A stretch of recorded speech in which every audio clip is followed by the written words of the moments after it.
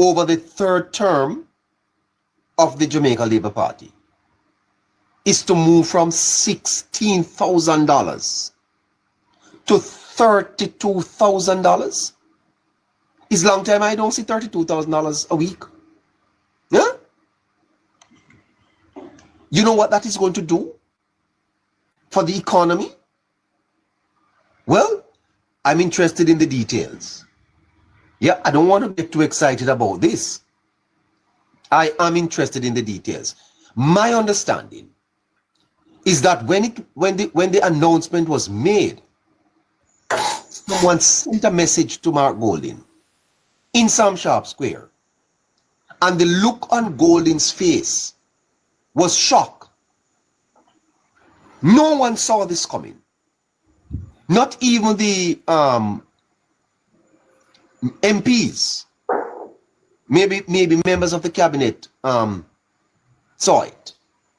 My understanding is that the minimum wage is to go to $18,500 next year. And then after that, to $32,000. Now, I will tell you the truth. I want to look at the details of this. I want to look at the details in terms of how the government plans to do it. But that aside, the details will come. We have an election on Wednesday. And I don't see how any minimum wage worker in Jamaica should not vote for this. Are you a minimum wage worker? Then here is something that 5 o'clock Wednesday, you should be at the poll. As a matter of fact, 4 o'clock. You should be at the poll at 4 a.m. outside waiting. Because if your wage moves from $16,000 over the next couple of years to $128,000 a month, then you can take out a mortgage, you can buy a car. What is here that you can't do with $128,000? This is, let me tell you something. This is the most consequential moment in this general election. 3.5, that not going away. Sam Sharp Square is in a tizzy. I'm telling you that my understanding is that they told it to the PNP over in Sam Sharp Square, and they are they don't know how to respond to this. Barry? Neighbor. Good night, Jay. Good night. Them two things there, from this man I go up in campaign tonight, I first really sit down and listen to him right through, right? Holness? Yes, first me ever sit down and listen to him right through. Yes, sir. I mean, it's a labor right. That is Holness? Yes, Andrew Holness, right? Are you a minimum wage worker, sir? No, man, but him said two things that really shocked my brain a while ago. I have to talk to Barry. Hold on. Barry's coming up on Scratchy. You have to be... Yes. Just give me 2 seconds, let me just finish up one topic and then it could go. You need more than 2 seconds. No, yourself, Brent. Yeah. Barry, go ahead. Barry's coming up. As me there say, when man just basically say, who work at Trinidad and Barbados need to come back home. That basically when just tell Jamaican people a while ago, who are on Trinidad and Barbados, within the next 5 years, we need to come back home. Yes, yes. Hold on there, sir. Don't move. Barry, good night to you. Good night to you, neighbor. Barry, I am in shock. I am in awe. A tsunami dropped in Jamaica tonight. How you respond to that? Neighbor, the Prime Minister would have said in the past that he's a chess player, neighbor. And but why is the Prime Minister doing this to us? It's like the last move, which says to the opponent that you have lost the game. Oh yes, it's a chess. It's a chess game. And so this is the last move that he says, listen, I am going to wait and make my last move at the very opportune time. And look at it, neighbor. This is the last night of any mass meetings. But Barry, hold on. I just want to say to the listeners that the details will have to come. Yes, the detail. He would have given us some details, neighbor, and he said it's not going to be 32,000 off the bat. He's going to raise it to 18.5 in the next budget year, right? Yes. And that has to do, what he's trying to do is to move minimum wage to what we call a livable wage, neighbor, which is what is used in first world countries. And how do you measure livable wage? Is basically what amount of money do an ordinary person need to survive. That would include paying your rent, buying your bills, paying your rent, paying your bills, and buying food. And when you'd have calculated that, neighbor, that is what the amount of money that they'll make the minimum payable, which is called a livable wage. It is what is used in the United States and Canada. I think we have to wait for the details, Barry. Yes. But there is an announcement that I want to discuss with you. The announcement is that Jamaica is going to move to a livable wage of $32,000 per week, Barry. Yes, neighbor. This is earth-shattering, Barry. It is, neighbor. And when you look at that, neighbor, what it is doing, it is just moving us in line with what happens within the Caribbean and elsewhere. So right now, Barbados is at 33,000. Trinidad is at about 32, right? And what we want to do is to be in keeping with them. And neighbor, there's another aspect to it, neighbor. What we find now is that there are about 3.3% of Jamaicans who are not working. Now, is the minimum... I can't believe me ears, Barry. So is the minimum wage attractive enough to move those 3.3% out of their homes to work? And some people tell you no. So they rather, based on the fact that the minimum wage currently, based on where they live, is not very attractive. If you increase it, it will push more people to come out of unemployment to go to work because it is attractive enough to get them out. And which way that will bring our unemployment rate even further down. And because people are going to want to work, Barry. Yes, because the money is incentive enough for them, motivating enough for them to want to work. And not only that it will do, neighbor, it will push our workforce and create more opportunity for employment within the country. And taxes, revenues for government, neighbor. So it is a win-win for everybody. Yeah. Let me hear what Scratchy. Good night, Barry, night viewers. Good night, Scratchy. Scratchy, tell me a little bit about how you feel about this presentation from the Prime Minister, especially this announcement, Barry. I'm Scratchy. I mean, a wonderful presentation, neighbor, 3 days before an election, neighbor. You know, everybody I was wondering when the Jamaica Labour Party was going to come with it. I mean, it's a very strategic, neighbor. They waited out the People's National Party. They came, the People's National Party are basically dusted. Prime Minister came up with a livable wage to the neighbor, saying that over the next JLP election cycle, they're supposed to see the minimum wage move from 16,000 to 32,000.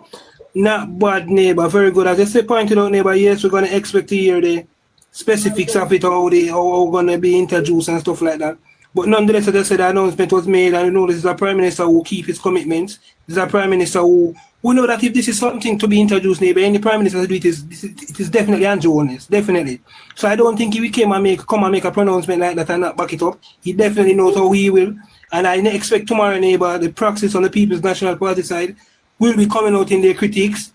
And I expect the Prime Minister to be armed and ready to give some form of explanation. 3 days to election, wonderful in Jamaica, and they live in Jamaica, neighbor. Majority of the population live off minimum wage, neighbor. So this is very significant, and this is definitely putting Jamaica in the right direction. And I applaud it very much so, neighbor. As I said, I see Canty Dostan talking about all of a sudden we accept that livable wages are possible. Yeah. I want to say to you, Canty Dostan, that I don't know that you can live off $16,200. You can't do so. I don't know that you are living off that. I think that I know there are some Jamaicans. The distribution of wealth in any country, Scratchy, Barry, must be looked at equitably. And if Jamaica can afford to gradually increase wages, it is best for the country. Don't you think? Definitely, neighbor. When you look at Canada, neighbor, here in Canada, neighbor, they're basically just introducing something like a living wage here. It's basically just coming introduced, where persons who are working who, even though you're working there, but you might not cannot meet the basic need, the government will give you some form of assistance towards your salary. And I am expecting that the minimum wage increase to 32,000 in Jamaica. I am definitely expecting some form of government assistance as well towards it there, but I think that will be some form of specific towards it. Not to total try to jump the Prime Minister, but I'm expecting that form of direction. But definitely realistic, neighbor. Yeah. Barry, what is the politics of this, Barry? How do you think this is going to play over the next couple of days? It's a big announcement. Neighbor, this, like I said, it's a masterful move. And the timing of it, neighbor, is what is going to kill the Hold on, Barry. I want to say to you too that this is not something that the Prime Minister plucked out of any hat, you know. No. This appears to have always been on the table. Has always been on the cards, neighbor. And it was kept very close to his chest. And because what he wanted to do, neighbor, he wanted to time it. And when he made this move, he wanted to make sure that the PNP could not come back from it. Oh, that's because there's no opportunity. Remember, let us listen to him for those who didn't hear it. Increase the minimum wage. The year before, I just said, Prime Minister, no, you have to increase the minimum wage again.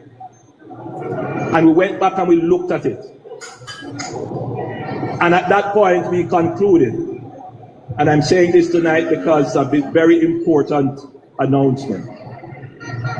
Jamaica will move to a livable wage system. In the next term, Jamaica will move to a livable wage system, and we will do it in a way that will not affect business or affect the economy. We have looked at a path to doing it, and we have worked out how it will be done. The livable wage simply is what the average person needs to survive for rent, utilities, education, food, and emergencies.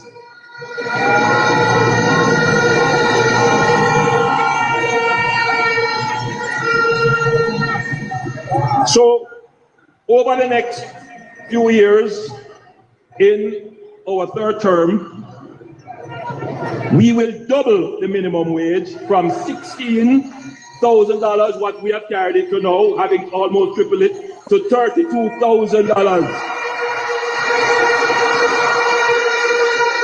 There you have it, Barry. Barry? So neighbor, so what I'm saying to you now, the timing of the announcement, neighbor, is very, very, very critical. Because what it is, neighbor, it is to make sure that you would have given the Jamaican people an announcement that they will gravitate towards, and the PNP cannot come back because they do not have the time.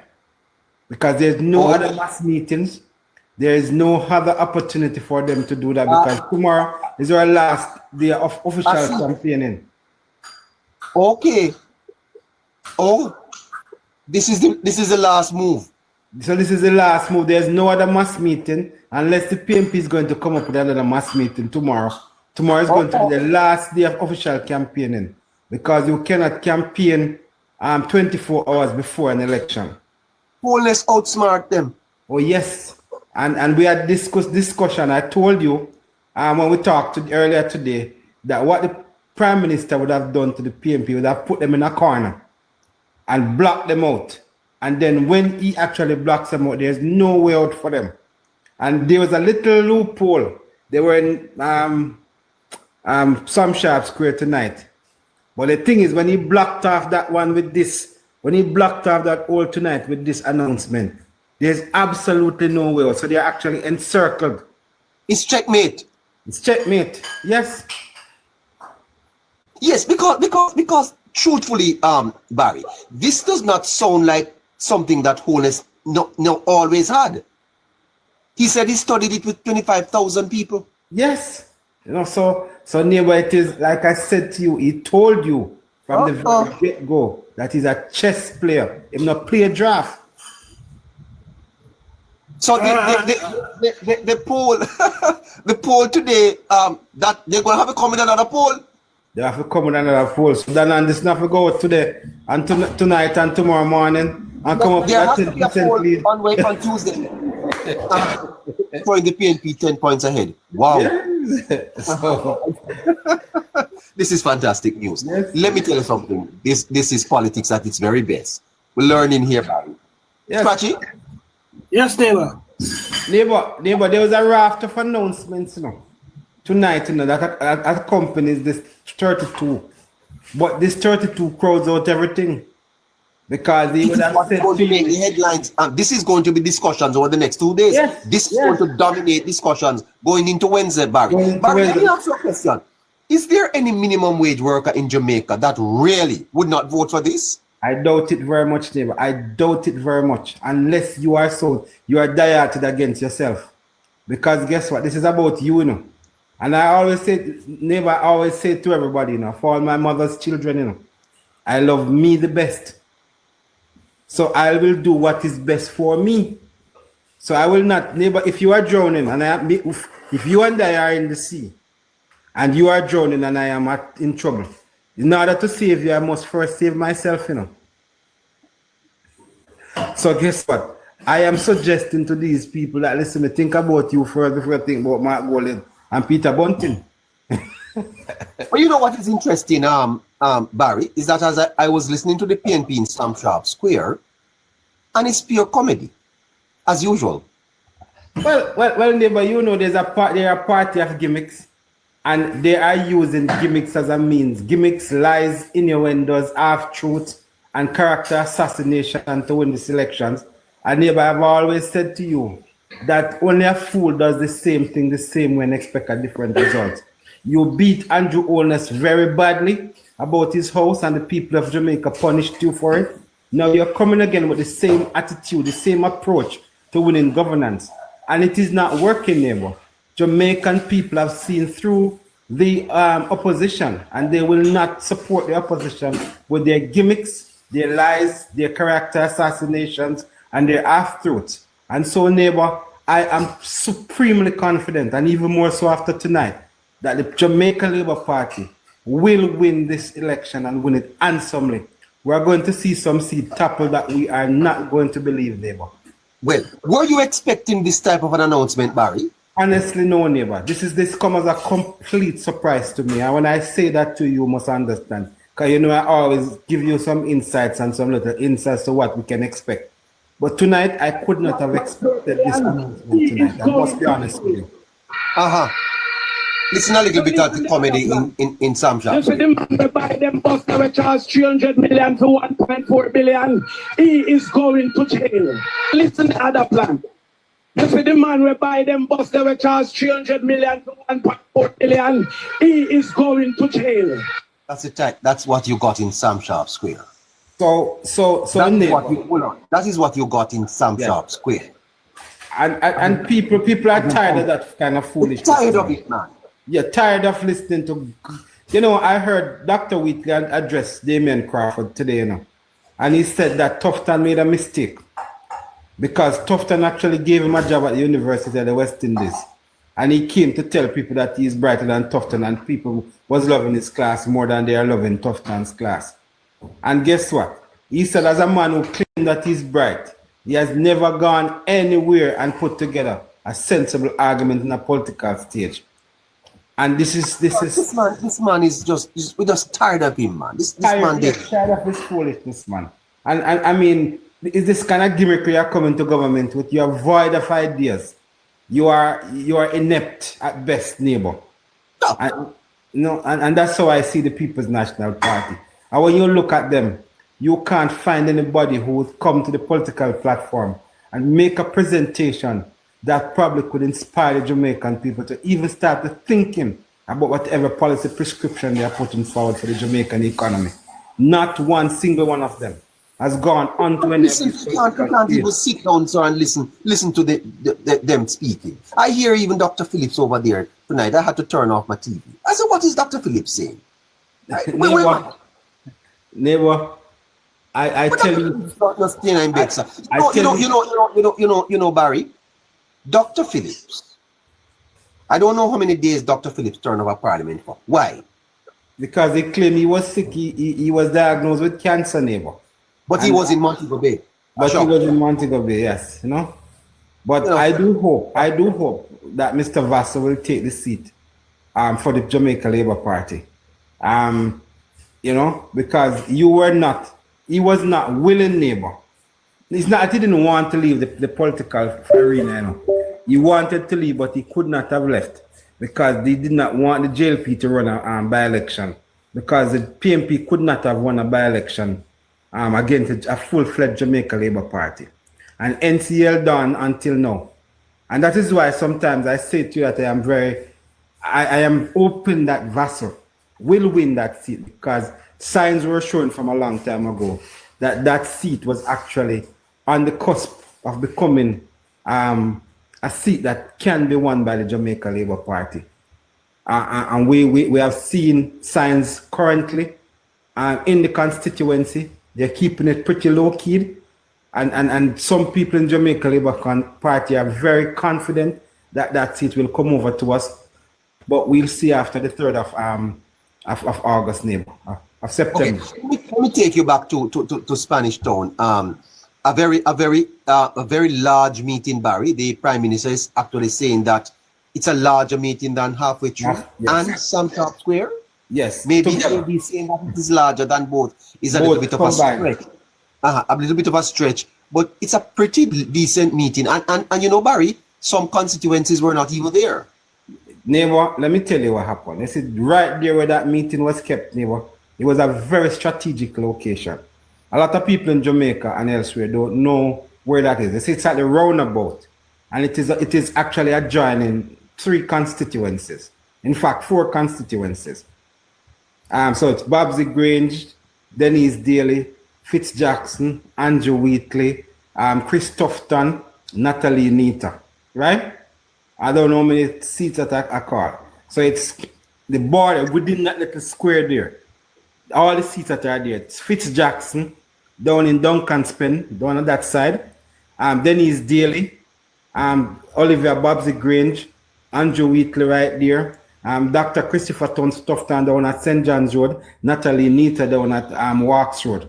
Right? So within that little circle there, that is how many constituency people can actually walk. So St. John's Road, 31 Olmsted, Torres Pen, Ellerslie Pen, Duncan's Pen, down in Spanish Town Central, Olmsted, Ulaba Road, St. John's Road, all of those people are within walking distance of the square. And then when you think about the centralness of that location, it is right next to the highway, neighbor. So if you're coming from Kingston and you hit the highway out at Central Village, you can get right there. If you hit the highway at Angels and get off at Angels coming from Ochurias Linstead, you come right there in that location. If you're coming from Olaba, you come up the road and come right there. So it is the most central location right there in Jamaica right now, because it is actually taking you from everywhere. You know, you're going into capital city. But it's not at the roundabout. It's right in the roundabout. That's where they kept it. So every road, all roads lead to that roundabout, neighbor. So how the traffic moved, Barry? Well, the thing is, basically, neighbor, what happened is that you see that roundabout, there are so many different areas that you can go avoid that roundabout. So you could go the highway to avoid the roundabout. You could go through Camarty, go through Duncan's Pen and get back onto the highway, get back onto Spanish Town bypass. So if you're coming from Olaba Road, you could go through Camarty, go to Duncan's Pen across that road that takes you to the highway and come back right at the Salt Factory Road coming from Olaba side. If you're coming from St. John's Road, you could go Williamsfield, go down Young Street, right, and get back onto the highway. If you are coming from Spanish Town, you can go around Duncan's Pen. If you are coming from, say, Kingston, you can either take the highway either east or west, right? So basically, there are so many ways around that roundabout, neighbor, which is not necessarily taking you too far out of your destination. So thank you. So, Barry, the mass meetings are now over. We cannot campaign Tuesday, so tomorrow is the only official day of campaigning, correct? Right. Yes. So tomorrow the Prime Minister will make his final stop in Clarendon, which is going to, I think, is going to Sibley's and is going to Warren Newby and probably going to Cousins and some other places in Clarendon. So what happens on Tuesday? Tuesday, it's really a rest day. People going to be in their constituency, organizing their workers, making sure the workers have their paraphernalias or their cars, their 1 in 20 cards. They're giving their stuff that they need to take to the polling station, and everybody is going to get their final charge in terms of what will happen, how early you get to the polling station. They are going to work out the logistics of what will take place. That starts to happen before now. But you're just going to do the final charge to the people tomorrow. Let me understand. Everybody will have their You say documents. campaigning stops on Tuesday? Yes, the campaign stops on Tuesday. So you can't... Not even ads? Well, I'm not sure about the ads, neighbor, but in terms of physically being out there... Groundwork. Yeah, groundwork. You can't actually... Ads by a certain time, yes, neighbor. Ads will also have to be removed too. Ads will also, Yes. ads are apartheid as well. Yeah, you have to suspend those per the law, neighbor. No You have ads to on suspend. Tuesday? Sorry. Let me get. No ads on Tuesday? No ads on Tuesday per the law. 24 hours before the election. Yes, 24 hours. You have to suspend all of those. Right. Okay. I wonder if we can come on. We're not. Social media, no problem with social media. Yeah, you don't follow the law. Just joking. Yes, Barry. So tomorrow, therefore, is the final day of campaigning. Yes, tomorrow is the final day of campaigning. And the Prime Minister makes the most significant presentation of the election. Yes. Why not do it a little before? Neighbor, the man is a chess player and he does not want to show his hand too early in the game. So he's not giving the PMP a chance. And what he did tonight is what he made sure that the PMP cannot come back from this move. So this is the last move on the chessboard. And this one signifies the victory. Because there's no other move that you can now make. Because you're out of space. You're out of options. Is this sufficient time, though, for it to permeate? This is politics now. And news like this, neighbor. I was just before I came on, I was scrolling and I passed a PMP live. And they were over there talking about it. Right? Talking about 32 and 18.5. And saying, boy, that is not possible. They have to go meet with the public sector and the private sector before they can announce such a thing. So right away, neighbor, even before it drops properly on the table, everybody gets it. Sam Sharp Square got it the moment it left the Prime Minister's mouth. That's what my understanding is. Right. Yes. So it is all over the place, neighbor. If you call a Jamaican and he's sleeping right now, he dreamt about it, neighbor. Oh? Yes. You are so good that you put it in their dreams? Yeah.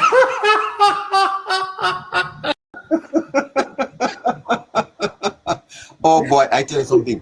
This is something else. I tell you this. I just posted a couple minutes ago, Barry. It's over 3,000 views. Hey, neighbor, I texted a very prominent person, you know. And when I texted the person, I said, boy, them dead to Ratted. Them said, gee, they're dead to BBC. Neighbor.